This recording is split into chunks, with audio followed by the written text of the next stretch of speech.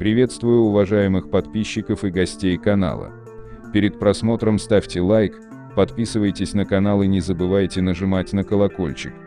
На днях была поставлена точка в конфликте потомственных воров Сергея Асатряна и Гурама Чехладзе и Георгия Джанелидзе, избитого вместе со своей беременной женой в Москве 9 с лишним лет назад.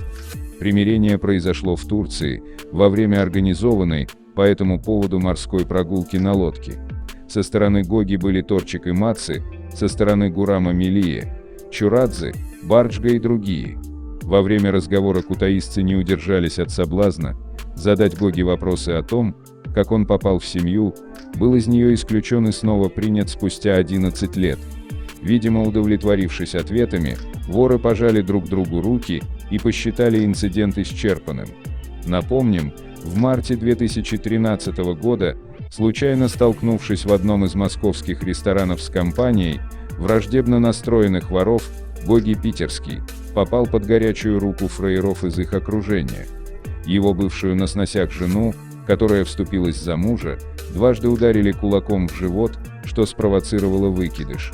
В числе напавшей на Гоги свиты Осетрина и Квижовича был будущий вор Артем Саратовский, которому, в отличие от Сергея и Гурама, у Гоги все еще остаются претензии.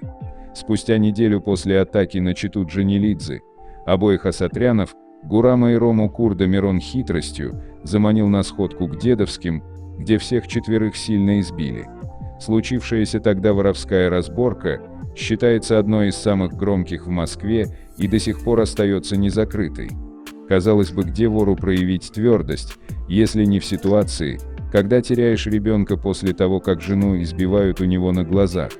Однако дальше слез, которые Гоги пролил, рассказывая ворам о своей нелегкой доле, дело так и не пошло. Претензия Гоги к Гураму все это время служила для мингрелов серьезным основанием, чтобы не считать Гурама полноценным вором. Последний раз она была зафиксирована на сходке под председательством Роланда Гигичкори еще при жизни Гули. Теперь, когда вопросы к Гураму сняты, причин упрекнуть его по-воровски стало меньше. По словам источника, главным посредником в мирных переговорах между Гоги и Гурамом стал Матсы, имеющий огромное влияние на Гоги. Попутно с главной повесткой была улажена еще одна давнишняя распря, которая произошла в Риге в 2012 году между Матсы, Мирабом Пипией и Ромой Курдом. Последний, также бывший на сходке, сказал, что ситуация была обоюдная и никаких претензий к Матсе или Мирабу у него нет. За этим всплеском миротворчества угадывается курс Шакра на решение частных мелких конфликтов, чтобы больше воров могло сесть за общий стол для обсуждения более глобальных проблем.